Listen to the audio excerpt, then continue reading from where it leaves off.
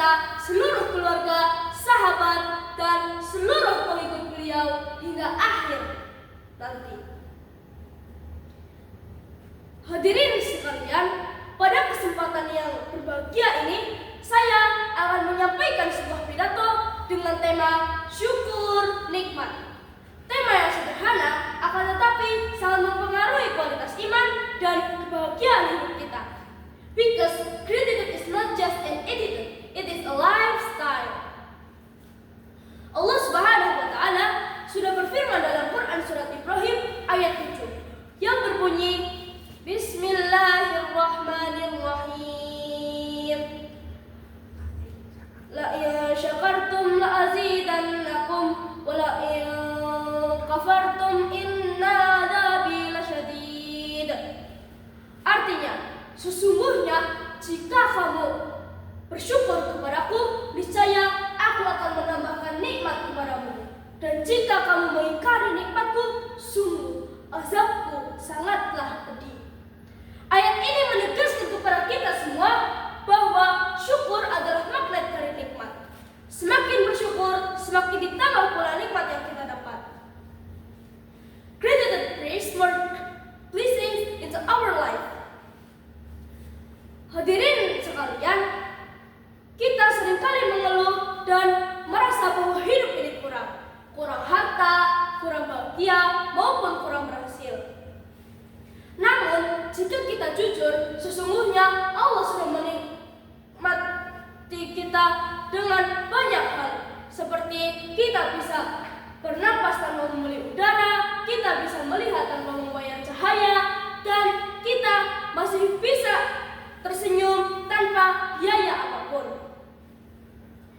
Allah Subhanahu wa Ta'ala sudah mengingatkan kita dalam Quran surat An-Nahl ayat 18 yang berbunyi, Bismillahirrahmanirrahim. Wala ta'uddu ni'matallahi la tahsuha. Artinya, dan jika kamu menghitung nikmat Allah, sungguh kamu tidak akan mampu menghitungnya. Sesungguhnya bukan nikmat itulah yang sedikit, akan tetapi rasa syukur kita itulah yang kecil. We focus too much on what we don't have instead of appreciating of what we already have. Hadirin sekalian, syukur dalam Islam bukanlah hanya ucapan alhamdulillahirabbil alamin. Akan tetapi para ulama sudah menegaskan bahwa syukur dibagi dalam 3 bentuk, yaitu syukur yang pertama adalah syukur dengan hati, dengan meyakini sepenuh hati bahwa nikmat yang telah kita rasakan saat ini adalah milik Allah Subhanahu wa Ta'ala.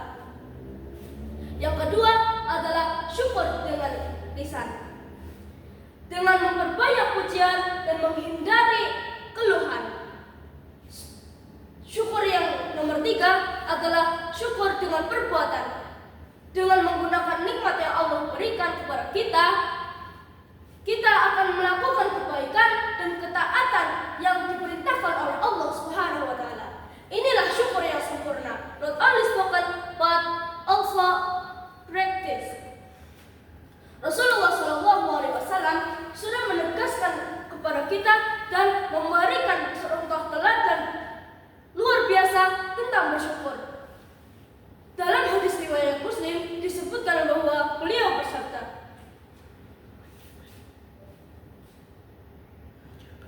Ajaban li amril mu'min, inna amruhu kulluhu khair, wa in asabathu sarra'u syakara fa kana khairul lah, wa in asabathu dharra'u sabara fa kana khairul lah. Artinya, sungguh menakjubkan kehidupan seorang mukmin. Setiap perbuatannya bernilai kebaikan. Jika ia diberikan kesenangan, ia bersyukur, maka itu baik baginya. Dan jika ia diberikan kesusahan,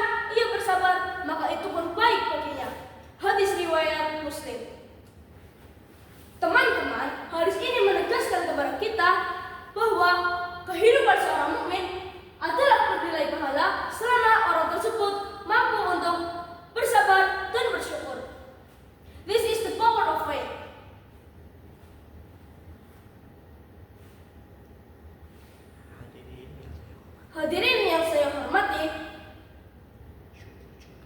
syukur juga merupakan obat bagi penyakit hati. Orang yang bersyukur tidak mudah iri, tidak dengki, dan tidak merasa paling kekurangan. Hatinya lapang dan jiwanya tenang. A grateful head is a peaceful ear. A grateful heart is a peaceful heart. Allah Subhanahu wa taala sudah berfirman dalam Quran surat Al-Baqarah ayat 152. Bismillahirrahmanirrahim. Fadhkuruli adkurkum washkuruli wala takfurun. Artinya, jika kamu ingat kepadaku, niscaya aku akan ingat kepadamu. Dan jika kamu bersyukur kepadaku, dan janganlah kamu mengingkari nikmatku. Teman-teman, bersyukur bukanlah hanya tentang hidup tanpa masalah, tetapi syukur adalah kemampuan untuk melihat hikmah di balik seluruh ujian. Dan selalu berkata, "Ya Allah, rencanamu lah yang selalu terbaik."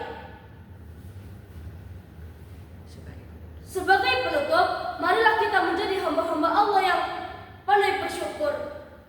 Bersyukur dalam kelapangan dan bersyukur dalam kesempitan. Semoga dengan syukur, nikmat kita bertambah, iman kita menguat, dan hidup kita menjadi lebih berkah. Sebelum